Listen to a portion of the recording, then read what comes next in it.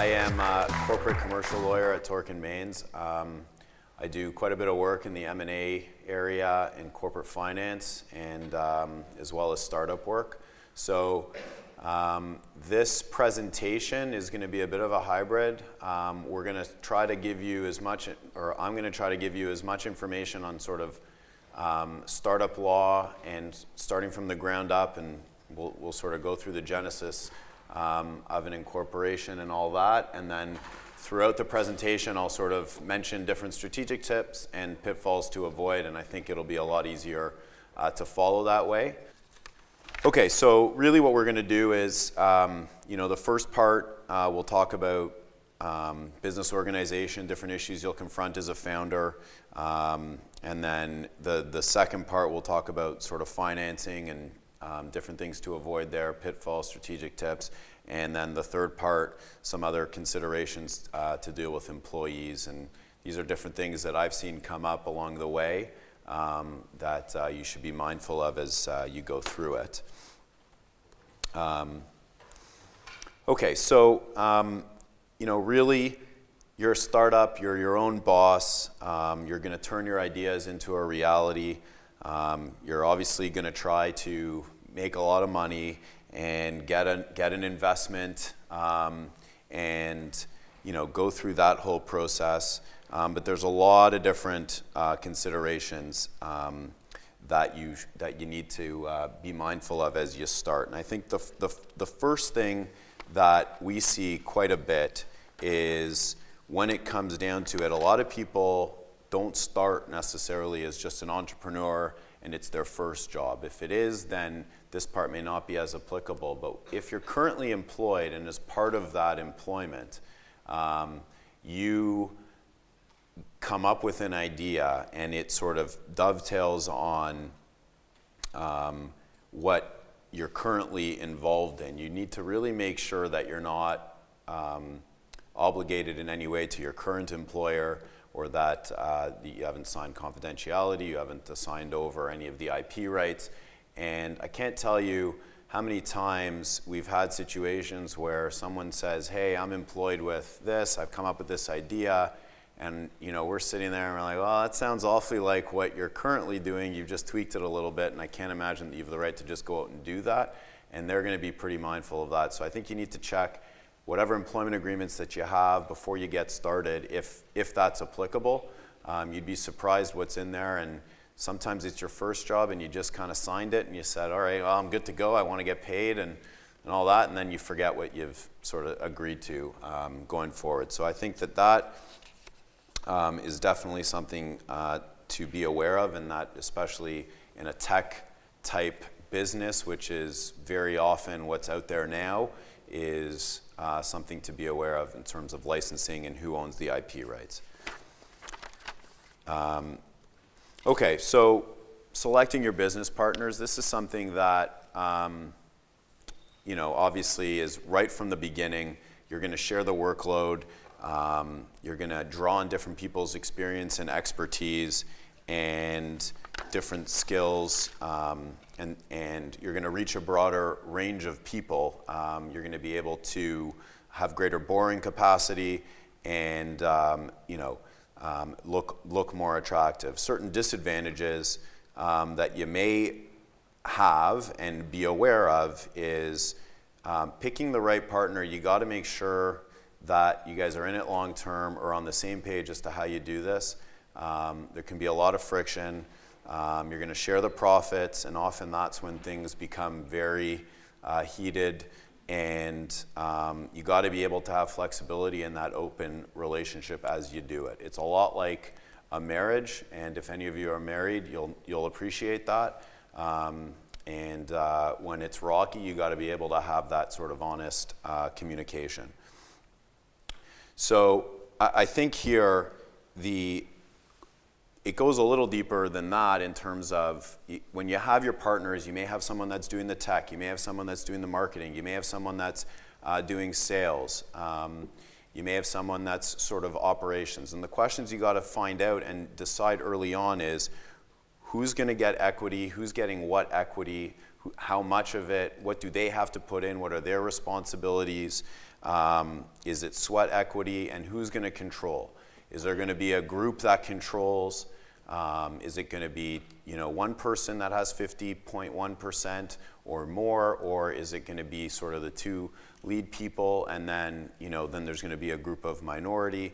So those are the kinds of things that as you get into your relationship with your partners, you got to be very mindful of and make those decisions.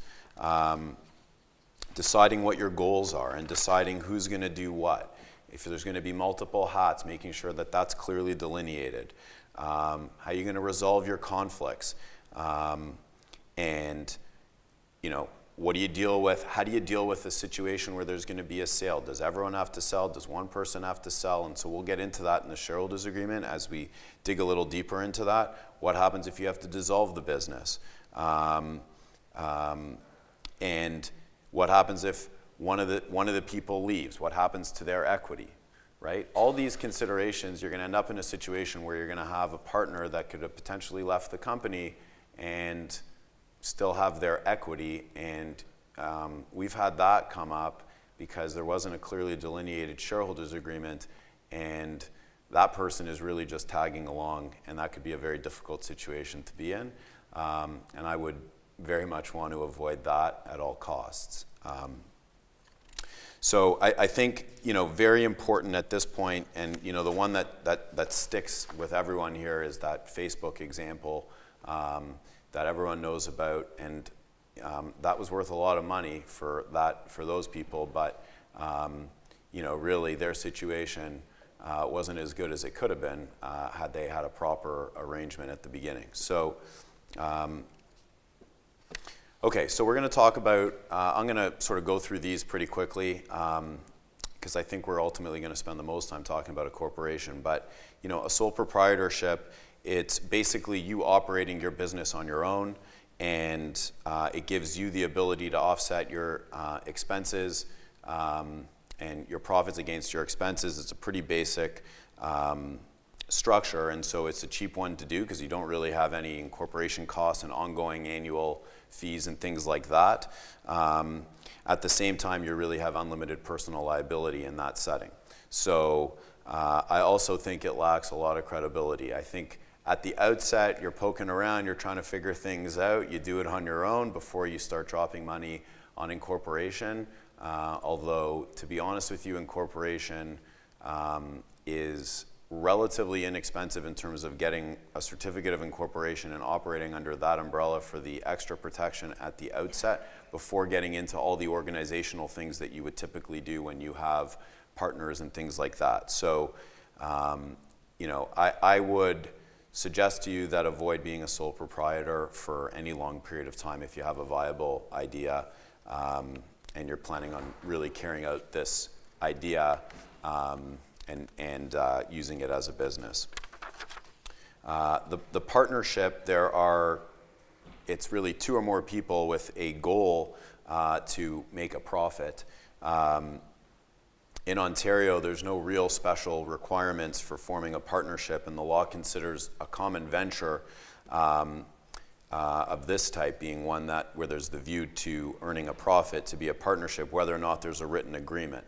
The issue with that is that the Limited Partnership Act or the Partnership Act is pretty bare as to sort of governance, and if you're stuck dealing with disputes based on that, you're really stuck like you have no agreement. So I think if you are going to go in partnership, you got to make sure you have a proper agreement. Much like a shareholders agreement, it would operate in very much the same way. In a general partnership, though, the liabilities of each partner for the debts and obligations of the partnership are unlimited and they're joint and several.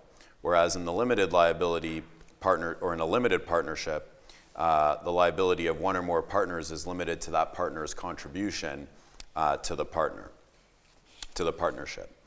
So the other thing in a partnership, there's the tax. The taxation of it is a little different. The tax is decided at the partnership level, but then taxed at the partner's level.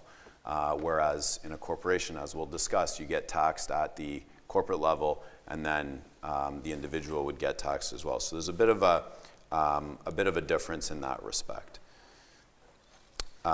The joint venture is not a specific type of business organization, but it's more of an association of two individuals or corporations or partnerships for a purpose of carrying out a single undertaking. You see it a lot in sort of real estate ventures where two companies may develop a property together and they'll use a joint venture type thing. They'll have a co-ownership agreement. Again, certain responsibilities laid out. The agreement itself operates much like a shareholders agreement. And then the corporation, which is obviously going to be one that some of you may know a lot about, but it's the most popular, certainly in startups as we know about them now in sort of the tech industry and that nature, and really in any industry, it is the most popular form of business vehicle. It has a separate legal entity from the shareholders. It's its own individual, if you will. It has the ability to own its property, carry on its business, and it's really unlimited in that it will continue whether or not the shareholders are there, or directors and officers. So, and I think at that level, it also shields the liability from the shareholders, and that's why it's the most popular vehicle. And that's why I suggest that all of you use it if you're going to start your business, and I would go that route. It's taxed as a separate legal entity, as I mentioned, and it'll have a corporate tax rate, and then the shareholders will pay tax on any taxable dividends that are received and on any capital gains that they receive from selling any of their shares. In addition to the limited liability of the limited liability for the shareholders, it's also attractive because you can give out different classes of shares and different responsibilities within the organization if you have a business through your partners. Some people can be directors, some officers. You can have different classes of shares such that some can participate in equity, some may have a vote, some may not have a vote and still participate in equity, and deal with things that way. So you're a lot more flexible in terms of your structure. In that way, one of the other things, as you've developed, you can also issue additional equity if you're trying to raise money, or obviously you can go by the route of issuance of debt as well. So I think here, really determining, what's the nature of your business, the duration of your business, the degree of control that you want to have, the division of profits, tax considerations, managerial needs. These are all things that when you're starting out and setting up your entity, you make all those decisions at the outset and decide what would be best for you. I had a question at the start from someone, things that I won't touch on here, but there's other vehicles like a limited liability partnership, which is, what my law firm is under. There's professional corporations, which is for doctors, accountants, and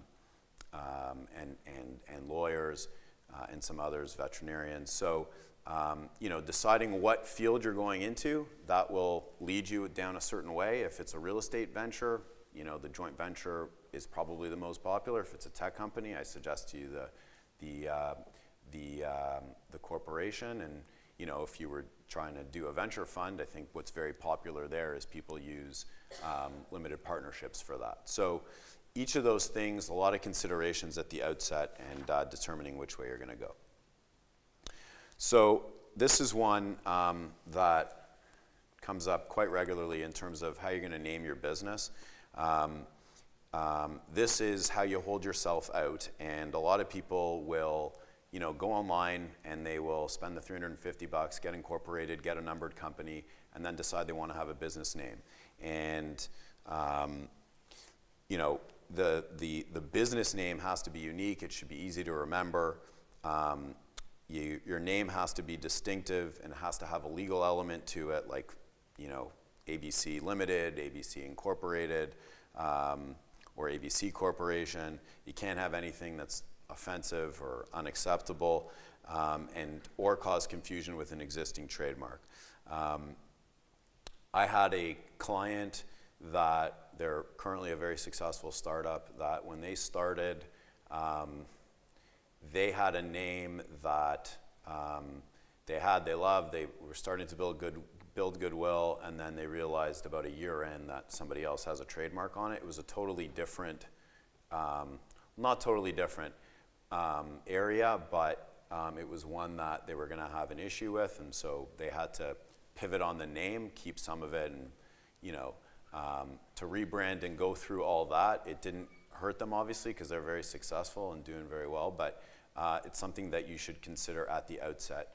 And you do your basic nuance searches, as you'll see when you go through the incorporation.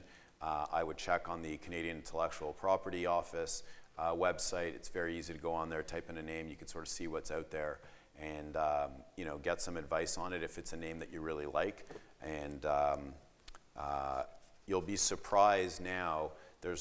We have it at our firm, I'm sure a lot of firms do it, where there's notifications as to people that register their names and register trademarks even that could be close. And so oftentimes lawyers will call their client and say, hey, this person just applied for a trademark, it's pretty close, and you would otherwise not know. So people are watching, and it's important to try to get it right at the outset to avoid any dispute, especially if there's been goodwill and branding built up on your name.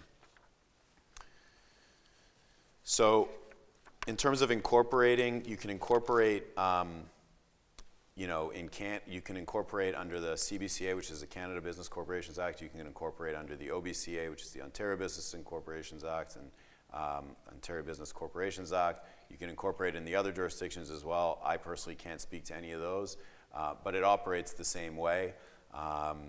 Now, we got a lot of questions about why should I do Canada, why should I do under Ontario. I don't know that there is much of an advantage other than with the Canadian Business and Corporations Act. When you get your name, they do a search across the country. You have to get that name approved. In Ontario, you get a nuance search.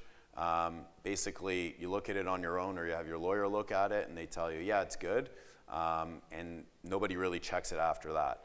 But the federal government will check the name, and so you have sort of additional protection. It's not going to be, instead of a trademark, I would still suggest at some point down the road you do that, but it gives you a bit of an advantage. However, some say it has a little more cachet, a little more credibility. I'm not so sure about that. I don't think anybody really incorporates, especially if you're going to be going out as using a business name.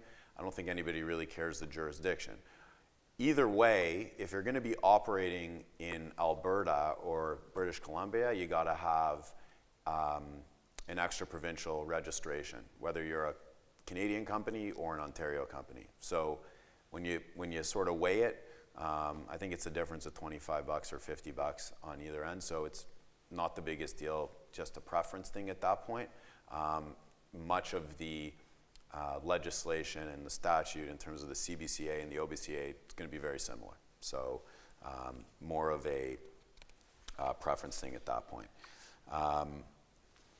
In terms of tech companies specifically, if you're trying to get US funding, a lot of them want to have a US entity. It's really complicated at that level. I wish everybody that is going down that route to have that type of complication. It means you're doing well and you're getting money from the US.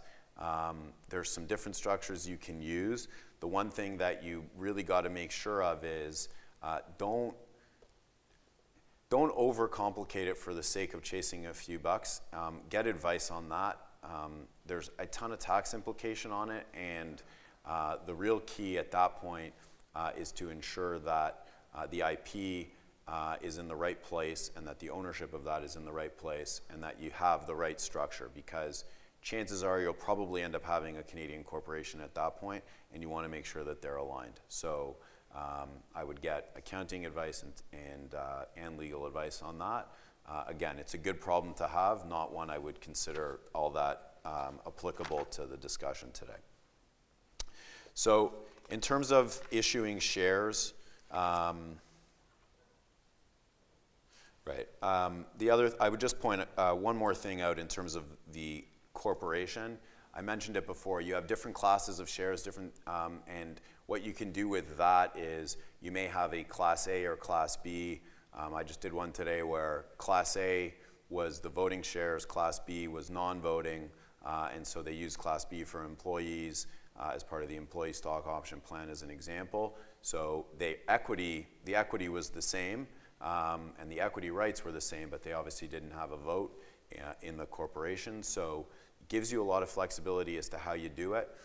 If you only have one class of shares, then that class has to have the right to receive dividends, the right to the remaining property upon dissolution, and the right to vote. If you have multiple classes of shares, then each of those shares has to have at least one. So that's the only thing I'd really spend time on there. I think the pitfall to avoid here is incorporate early enough that you don't have the situation where you have the forgotten founder. And a partner, if you don't, that partner involved in starting the venture subsequently drops out, they get venture financing and all this stuff goes on, and after the fact they come in and they say, we were involved in all that. So I think what you want to do is do it early enough when you think you have something viable, and don't wait too long to do it. The other thing is, if you're starting to operate, there could be liabilities and there could be some other things that you run into, and you'd want to shield all that. Okay, so here you want to decide, your founders are the people that are typically the ones that obviously get the business off the ground, and then you want to figure out how you're going to divide the ownership pie between everyone, and whether or not some people are integral, some people had a more limited role at the outset, and if they bring a certain expertise, you're going to have to decide on the value at the outset. You're starting a business, it's usually a nominal amount. You get your shares for $1 or even a penny or even a tenth of a penny, and you go from there. So what you can do is, even at an early step in the process, you can do some income splitting with a corporation, and you can issue some shares to. You can issue shares in trust for the benefit of family members. You can issue shares to the lower income spouse, and that point, what it does is allows you to take advantage of, subject to certain requirements under the Income Tax Act. You could get taxed at lower tax brackets if you were to sell the shares at that point, and I think that there are some advantages at an early stage. Whether or not it's applicable, I don't know, you'll have to make those decisions, but you do have some advantages with that. The other advantage is there's a capital gains exemption for $800,000. So, each family member, if they had shares, could take advantage of the capital gain. And so if you had a situation where you had a founder, spouse, 3 children, you could have $2.5 million of capital gains exemption to take advantage of. So, again, a good problem to have, something to look into as you're structuring your share structure. May not happen early on, but again, with the corporation, you have a lot of flexibility as to how you do it. And that gets into some of the tax planning that goes on as well. Now, the vesting and buyback rights, I think this is something that you really have to make sure that you do at the outset. Oftentimes, everyone's gung-ho. And I think what you want is to say, if I'm going to give you 25%, the concept is that vests over time. And so what you don't have is someone gets their 25% and then about 6 months later they're out. They decide, I'm not interested anymore, but they still have their shares, or you have to buy them out and whatever else. I think what you want to do is ensure that they're in it for the long haul, that they're contributing as they're supposed to, and whether there's a time milestone or performance milestone, those shares will vest. Their founding shares will vest. If some people have done equity, maybe they get 10% and then an additional 10% sort of vests over time. If they don't hit that period of time, what you want to be able to do is cancel those shares, get them back, or buy them back at a nominal amount, whatever it is. But you don't want a situation, where you have this shareholder that's just out there, and again, with 25%, they're a minority, but that's enough of a minority to cause some issues for you down the road. So I highly recommend for founders to do that. Oftentimes that can be done in that initial founders agreement or that initial shareholders agreement. What does vesting mean? So the vesting means it will vest over time. It becomes yours after a certain period of time. So I say, Cleo, I'm giving you 25%, but you're going to get 5%, every 6 months as long as you're still there. So you're entitled to that as long as you reach that period of time, whatever it's decided to be, and then it will vest at that point. Okay? Or it'll vest each period of time. So the real pitfall here, this has come up so many times that you have, no vesting and people leave, they have a fallout, and then they're like, oh, I'm not giving up my shares because I know you're going to do really well, and they want to participate, so it becomes a real fight. I really highly recommend avoiding that. And then compliance with security laws.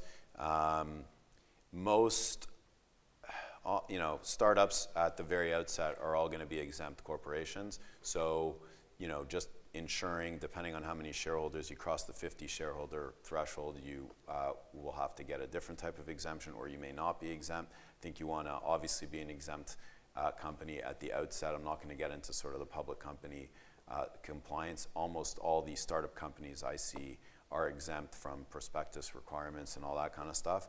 But you got to make sure that when you're issuing shares to your angels, to friends and family, VCs, you're complying with security laws. Okay, so the shareholders agreement, and I think this is one, obviously it's real key. The timing of it's important. And I think, there's no legal requirement that you have a shareholders agreement. I think that there is a practical requirement that you should, and you really need to make sure that you get advice as to how to do this. I can't tell you how many times, I have a saying, and it's difficult sometimes for people, but I do believe that cheap is expensive, and I think what happens is a lot of the time you get something off the internet, and there's so much out there, and you're like, oh, that kind of makes sense, but you're not really thinking through all the issues that could go. I had, and these people were really, really smart with their business, but had no clue when it came to the shareholders agreement, and that's fine. I don't expect them to know, but they basically had spent all this time and they were using a US agreement. So there was a ton of stuff in there that just made, and they're like, yeah, we want you to fix this one up, and you know how much more time that takes for me to do than to start at the outset. So I think thinking through, and I think, what we often advise is, when you come to us, we'll say to you, here's a checklist, and then go back with your partner, sit down, discuss it, and it's about a 5 or 6 page checklist. There's a lot of different things to discuss, forces you to think, and then a whole bunch of questions as a result of that. That initial time spent makes life so much easier on the drafting of the agreement. So I think it's very important, sometimes you'll pull something off the internet, you'll have this unanimous consent for certain actions, and you'll be like, wait, we have this 10% shareholder now has to consent to what we want to do when everybody else wants to do it, and they don't even contribute. We just gave them, shares because they gave us some money a little while ago. Like, it's the kind of thing where you're like, oh, we didn't think about that, and it totally could have been avoided, and now you got to go to them, and they have all the leverage, and they're a 10% shareholder. So quite honestly, that sucks if you're not thinking it through in the right way. It's real easy when you have a 50-50 scenario, or when you have a scenario, even I would say to you, if there's 4 at 25-25, 25, like everyone has a quarter. But even then, right, why should, if 75% want to go ahead on something, that's significant majority. So thinking through who has the hammer on that, another thing, and I'm deviating a little bit, but on a concept like that, you may want to say, should the majority include one person, right? So is there one of those 25% shareholders that really is driving the bus on this? And so I really think, that just grabbing something off the internet and putting something together is something to avoid. I think it's good to do some research and find out what's out there, and if it forces you to think about it, but don't just print off somebody else's and then use it as your own. There are unanimous shareholders agreements and obviously non-unanimous shareholders agreements. Very much recommend getting a unanimous shareholders agreement. Unanimous would, there's sort of two parts to it. There's one that obviously it includes all the shareholders. The other part of it is the unanimous shareholders agreement. The shareholders can restrict certain powers of the directors, and at that point also some of the liability will go up to the shareholders, but if there are certain decision making that the shareholders should be responsible for, then you go with the unanimous shareholders agreement. We see that very often. The non-unanimous shareholders agreement, let's say you don't have that 10% shareholder involved, but I think that if you're going to go that route, then you should at least have a share restriction agreement with that minority shareholder and have certain things that they can or can't do, like selling and things like that, that you would be able to control what they do with their shares. So within the shareholders agreement, you're going to deal with the board composition, you're going to deal with observer rights, who's going to be on that board, who's going to be the ones to be making those decisions. The shareholders elect the directors, and then the directors appoint the officers, and that's how sort of the management goes. Directors really run the company. Important to figure out who's going to be on your board. Observer rights, you see this a lot with venture capitals. You also see it a lot with minority shareholders. So, the minority shareholder, you might say, well, look, I don't need a director. I'm probably not going to have much of a vote anyways, but there are certain things I want to know. If I have 20%, I want to know what's happening at the company. I want to be able to sit in on these meetings and be able to have certain information rights that I'd be entitled to, more than just what the statute would provide under the OBCA or CBCA. And so this way you avoid any director and officer liability issues that come up, and you say, I'm a minority, but I still want to be able to come to the meetings and be able to hear all the things that are going on within the company. Investors love this tool. They don't have to have a bunch of directors. They don't have to worry about residency requirements, but they still have the right to be at the meetings, know what's happening, get all that information, financial, the business plan, etc. And what they then do is control certain decision making at the shareholder level, being the unanimous shareholders agreement. Certain material decisions are not going to happen without unanimous consent or a certain threshold. So you're seeing this a lot more, in fact. And then, when you have key employees, other things like, your procedural rules, when you're going to have your meetings, all that stuff, it's all really boring stuff. I'm not going to talk about it too much, or it's at least more boring than what you've heard thus far. And so, it's going to go through all that stuff. It's the kind of thing that you hope never have to look at, but if someone has a disagreement, you pull it out of the drawer, decide when the meeting's supposed to be, and go from there.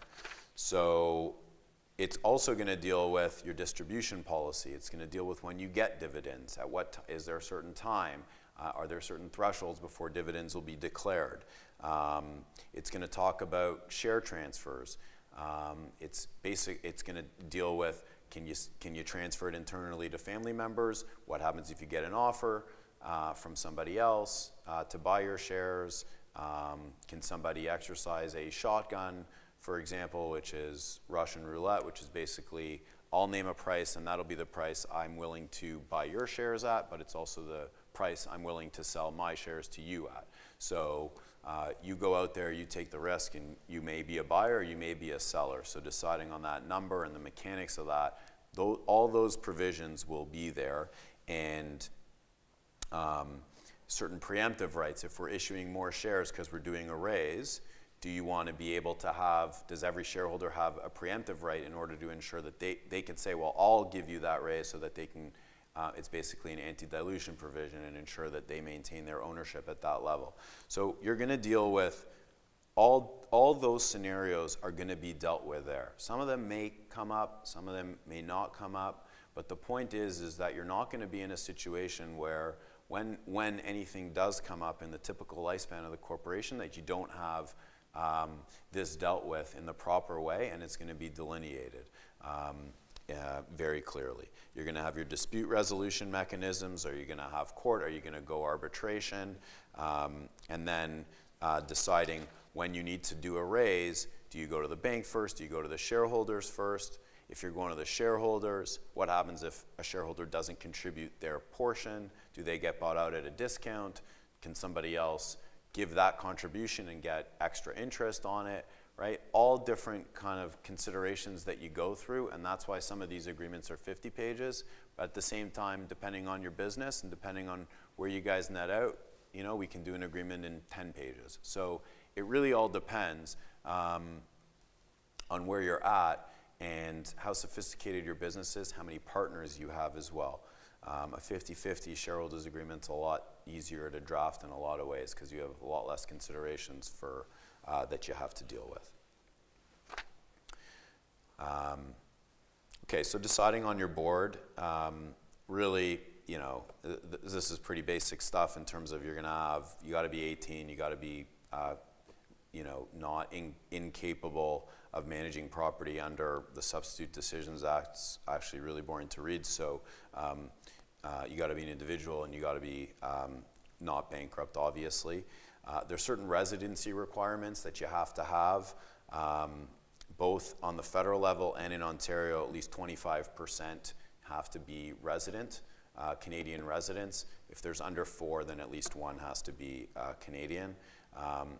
If you run into an issue, there's often, we have them, a lot of places have these guys that basically will sit as your resident director.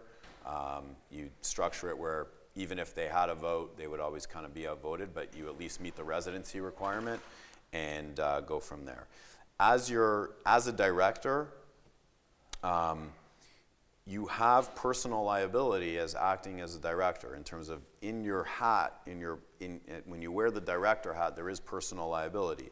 But what happens is your liability will be if you breached your fiduciary duty as a director, if you didn't exercise a minimum standard of care when you made your decisions, or if you delegated inappropriately or relied inappropriately on somebody else, you could have some personal liability.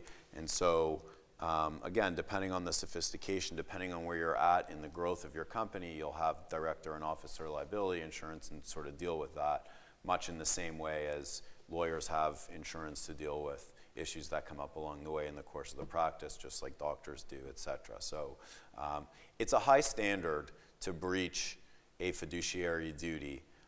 Directors get it wrong, right? They make decisions, it doesn't go well, company enters into a bad deal. It doesn't mean that you're going to get sued because of that.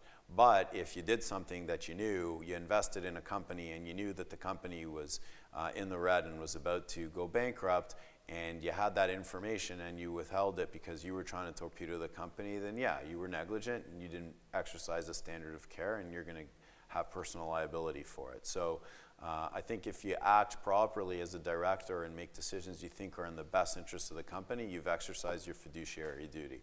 I don't often spend a lot of time sort of dealing with that, because I think most people that get into this want their business to do well and exercise a standard of care that.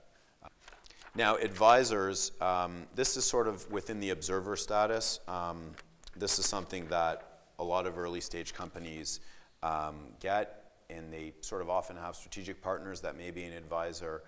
Again, here, you're not a director, you don't have a vote, but it's quite useful, and I suggest that you align yourselves, if you can, and you have that option. It's a great resource for the board. It actually increases your credibility in terms of reaching out for other information, a second thought. Oftentimes you're so locked into your business, and because you're the shareholder, you're the officer, you're the director, you came up with the idea, it's really good to get an outside thought on how that goes. And I've been asked to sit as an advisor, for certain people, and I try to avoid being on the board. There's more complications for me, but as an advisor, sometimes I don't have an issue doing it. If it's a cause, certainly in the non-for-profit area, I often do it. And, in that sense, you give advice and, you can really share and be open about it. And, it's valuable to draw on that. The board can appreciate it.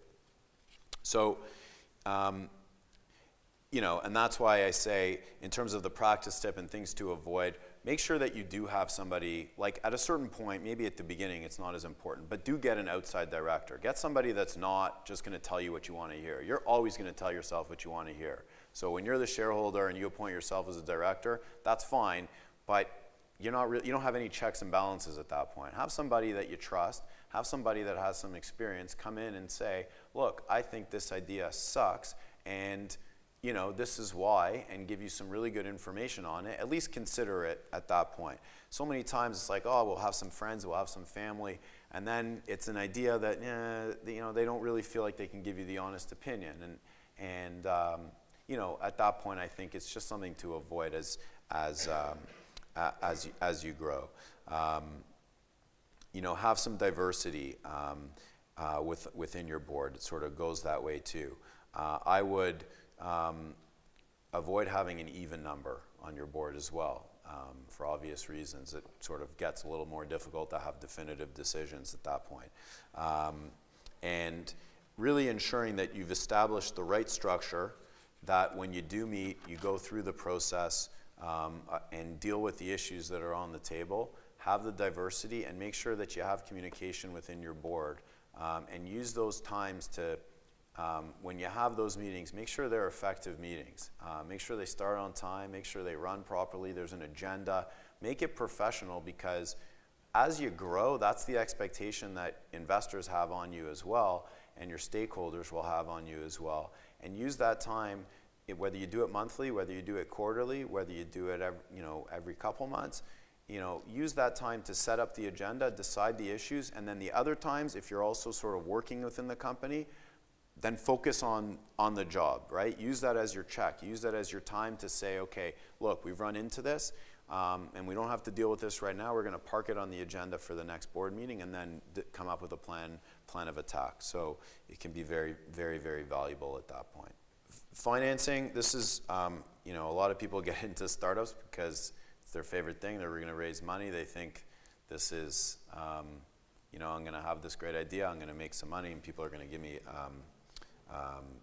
money because they like my idea. It's very hard to do. Despite there being a lot of money out there, there's only money out there for really good ideas and really established businesses. So I think, the thing you should first do is be sure you're ready.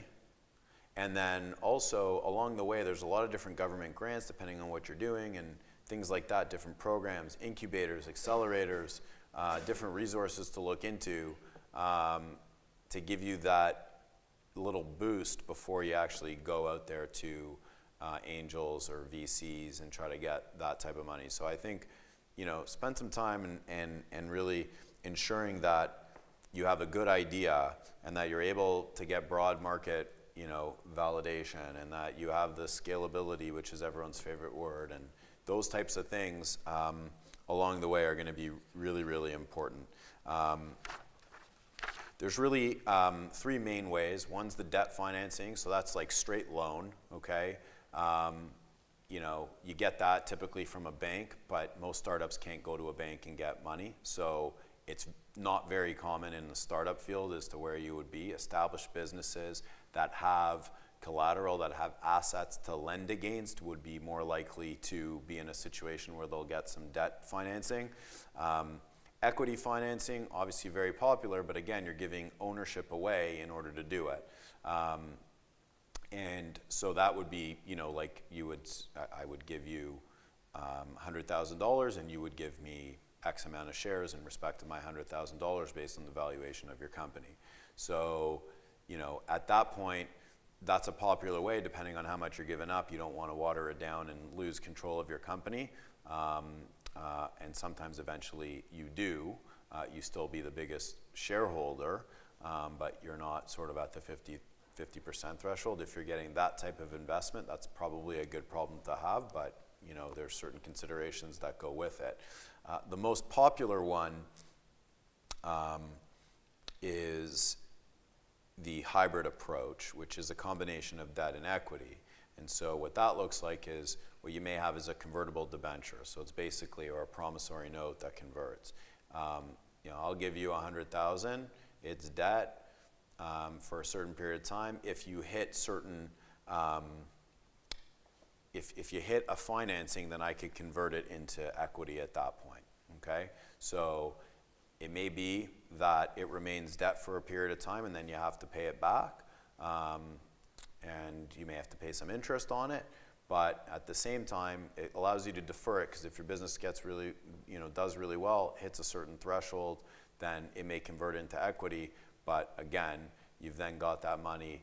If you've gotten a raise, then that person's equity is very small amount. So you see the hybrid approach used quite often at early stages along the way. So,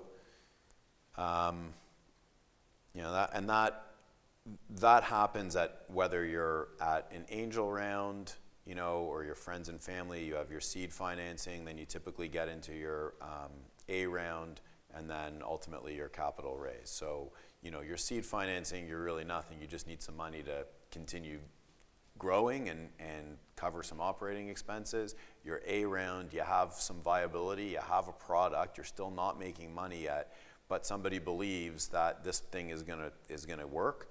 And then your real growth round is one that you've proven, you've taken it to that level, and now you want to expand, and now you're starting to make money. So again, it's part of that process. It can take a lot of years. People sometimes don't want to do that A round for a long period of time because they're making money, and they don't want to share any of it. They don't want to give away equity yet. They want to grow it and get a higher valuation.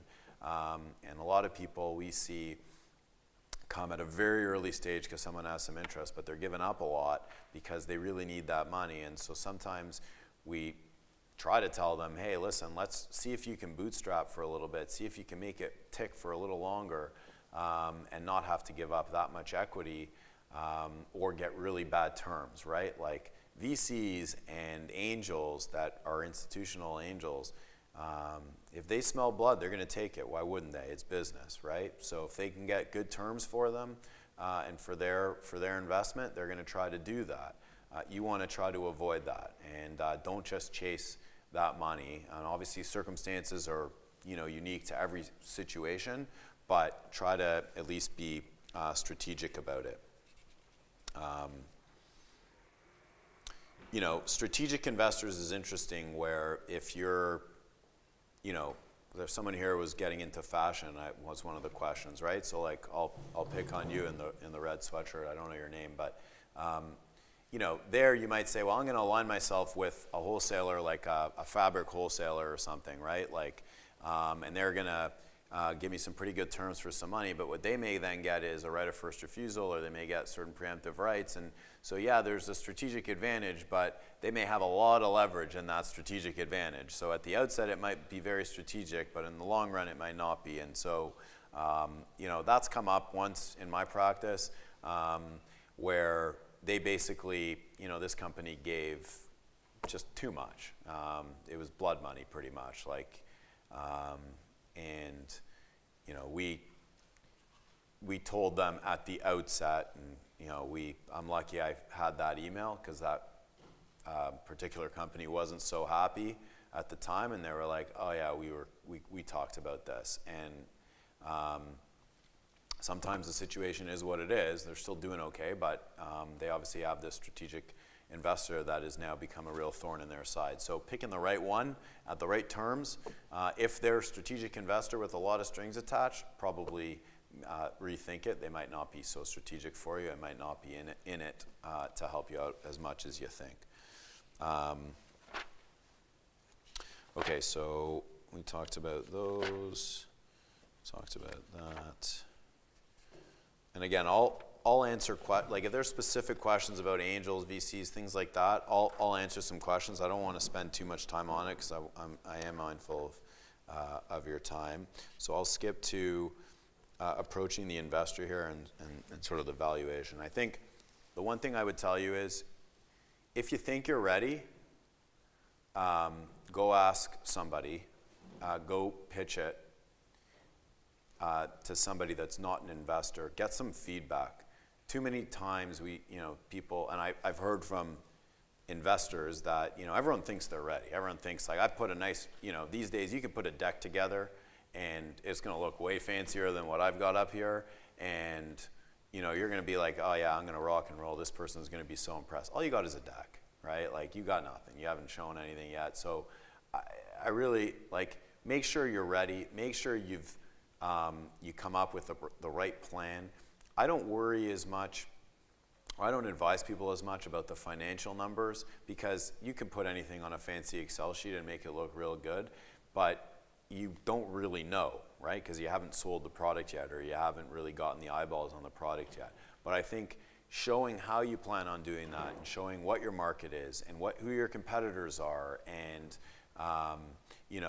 those types of things, the consideration of that goes a lot further than just throwing up some fancy numbers. But showing what the market is, showing how much money is being spent on this field, and things of that nature. So I think it's very important to do that, and that executive summary is that first introduction to those investors. Make sure it's good, but make sure it's well thought out.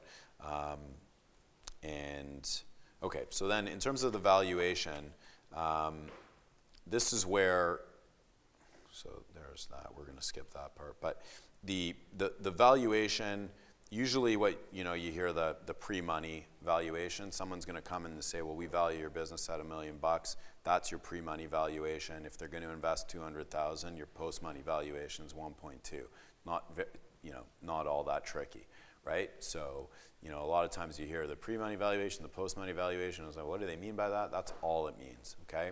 So your percentages are gonna be based on that. Now, oftentimes the investors will say that, this is where they're gonna say that the investment's gonna be tied to where they think, how much money is going to be required for the company to reach a specific milestone, and then equate the percentage of the company that the investor expects to receive as a result of that. Now, the term sheet that you get is typically going to have how you use the proceeds, is going to have restrictions on that. It's typically going to be for working capital and development expenses. Very often, it specifically says that you can't use it to repay any debt. So if you want to use it to repay debt or to buy out a partner, for example, I'm not really sure that you'd get an investor to do that, because unless that in and of itself is going to grow the value of the company, which may be a very unique circumstance, you need to make sure that you have that really put into your agreement. If there's something specific you want to use it other than working capital and development. And then you got to decide the structure. Usually investors will use the hybrid approach and have the debt that's convertible into equity. So what I'll do here is, we'll skip this little break, and what I think we'll talk about here is, because this comes up quite a bit, is the employee and contractors. The key here is that very often, and I know it's hard at the beginning to have employment agreements and stuff, because again, it's another expense.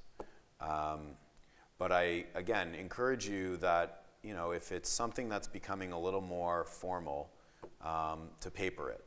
And the reason is that you want to have your termination rights set out.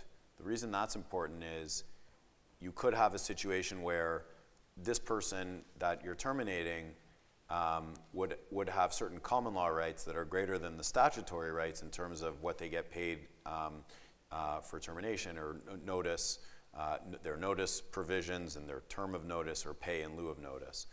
So you want to have that stuff sorted out in the agreement. You want to have what termination rights the corporation has. What is cause? What is without cause? Having all those things in there avoids the issue of leaving it open. Again, if you're terminating someone, the company's not worth that much, let them come and sue. What are they going to get? But if your company starts to be worth something, I think it's important to have that and have the termination in there. We've seen it where someone can really hold ransom, like the company owes them, or they threaten to, say, well, I'll go to court.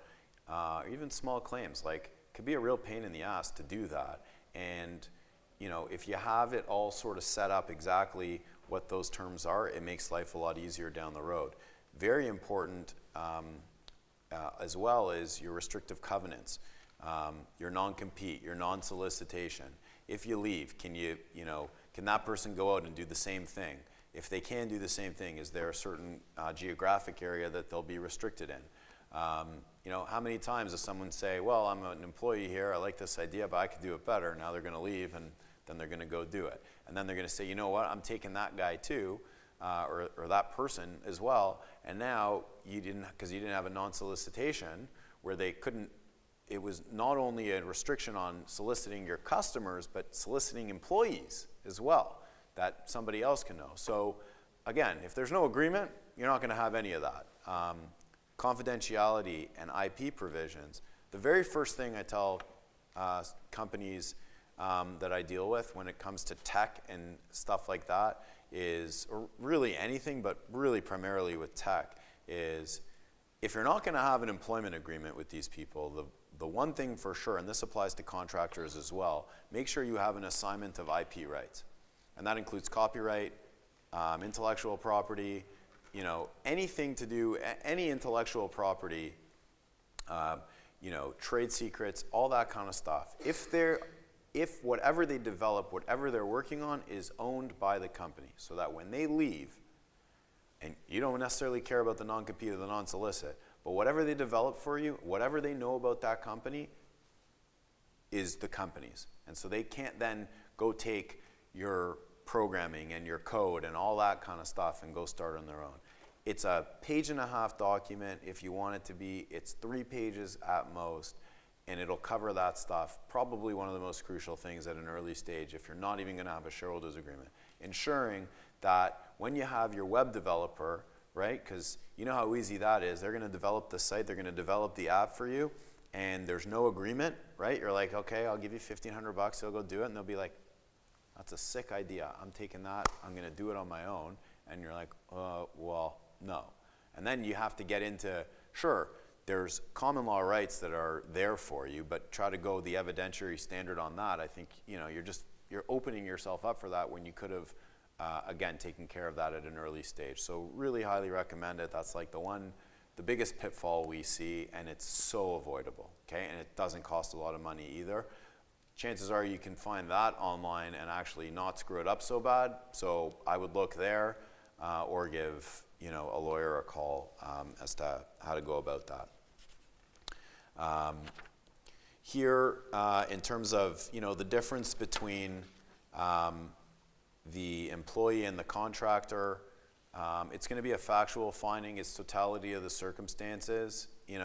You can have this agreement that says it's an independent contractor, but again, if it quacks like a duck, it probably is a duck, and so someone may look past that. The reason that's really important is if they are actually an employee, and some of the things that you're going to think about, do they set their own hours? Are they free to work for other people? Do they use their own tools or computers, or bring their own items, or do they work part-time? What else does the agreement say? All those considerations are going to be factors as to how you do it. But if you're a corporation, and in order to avoid having to do withholding for employees and the statutory holdbacks that are required for employees for the government, and if you just say, well, I'm an independent contractor, but then CRA comes and knocks on your door and does an audit, that's something that a director could be held liable for. So I think it's important to just appreciate that you can't just call somebody an independent contractor. I don't know how many times it happens at the startup level, because again, if your taxes, like CRA is not knocking on your door and your taxes are like $100, but they're going to come knocking on your door if all of a sudden there's everybody is an independent contractor and nobody's an employee. So really make sure that you define what that is, have the agreement, but make sure that the agreement actually truly is an independent contractor agreement. And again, some of those things are going to be, do they make their own hours? Can they work for other people? Do they bring their own things to the table in terms of that? And then intellectual property rights we talked about. And then, okay, so stock options.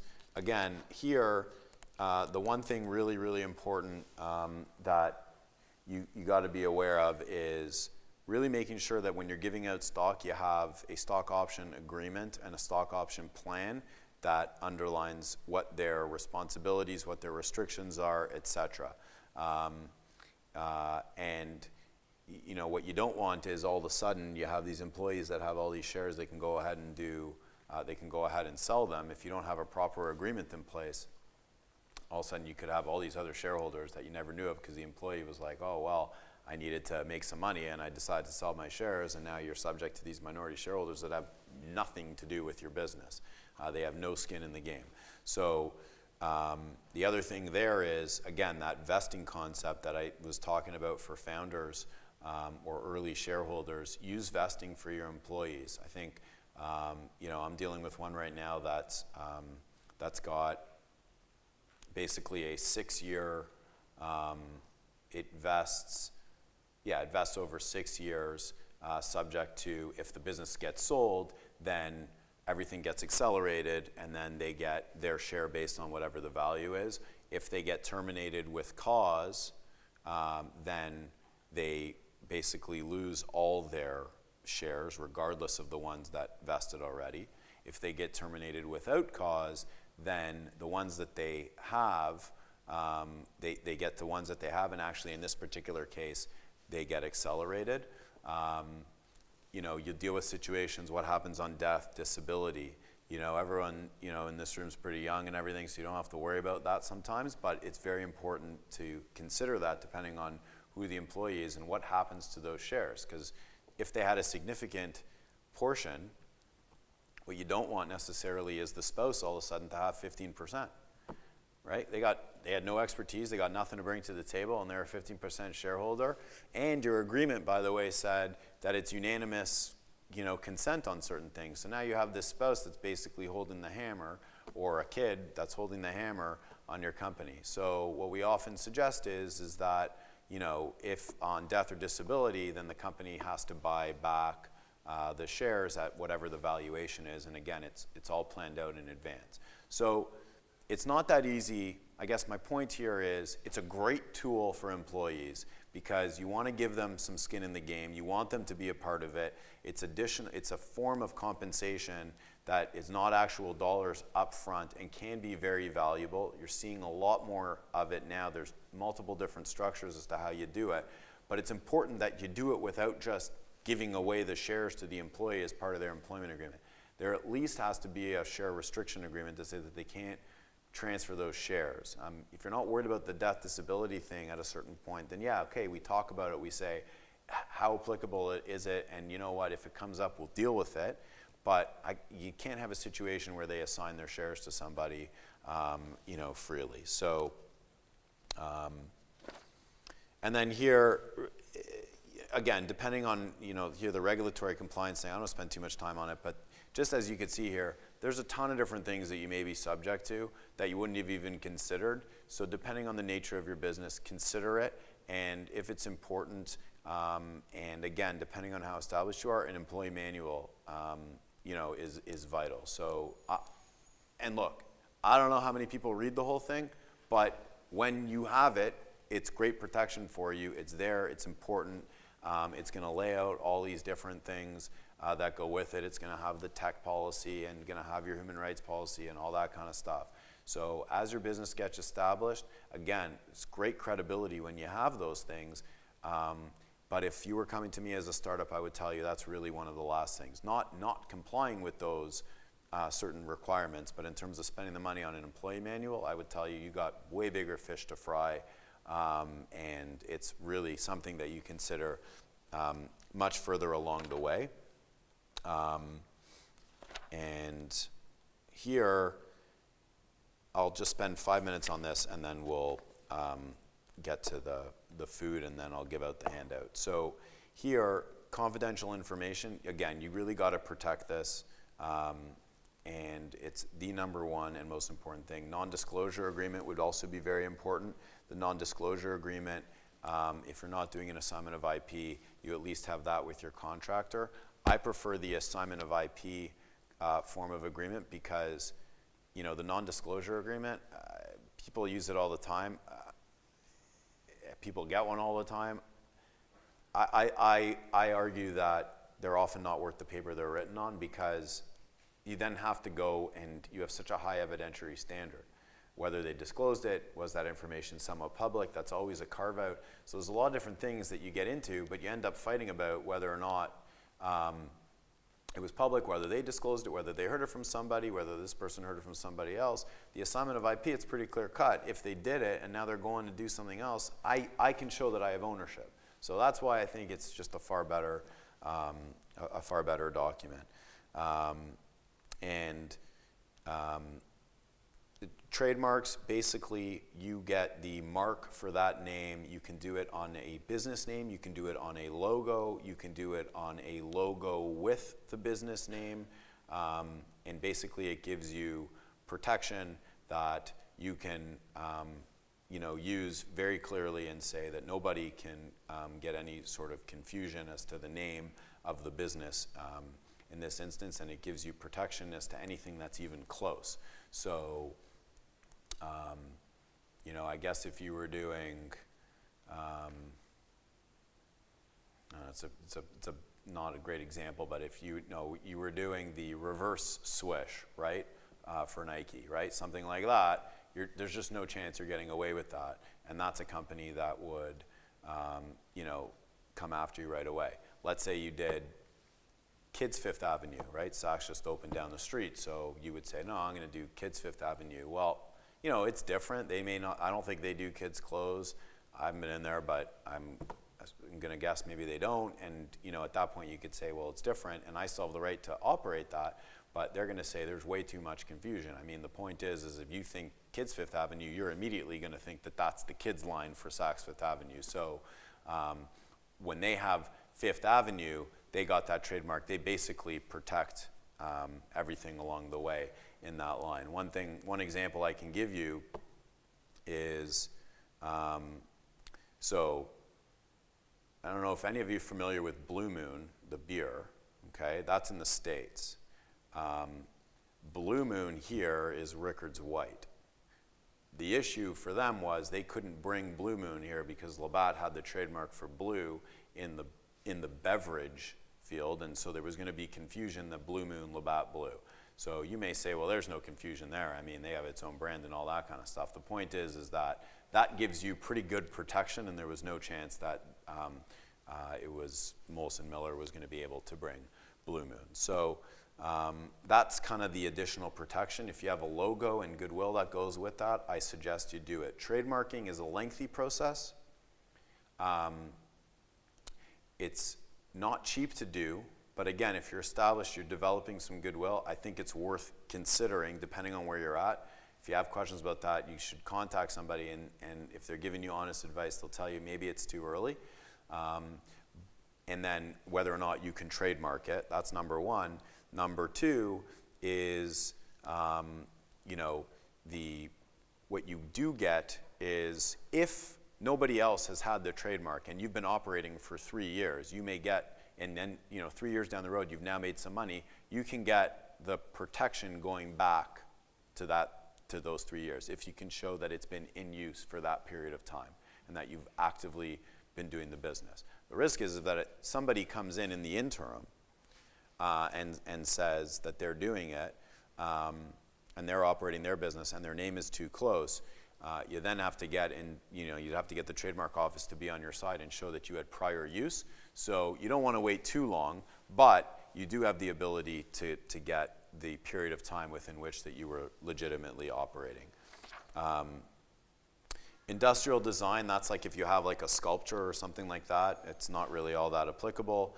And some of the things here in terms of joint ownership of IP. Again, make sure the corporation owns the IP. If individuals own it, it gets really, really complicated.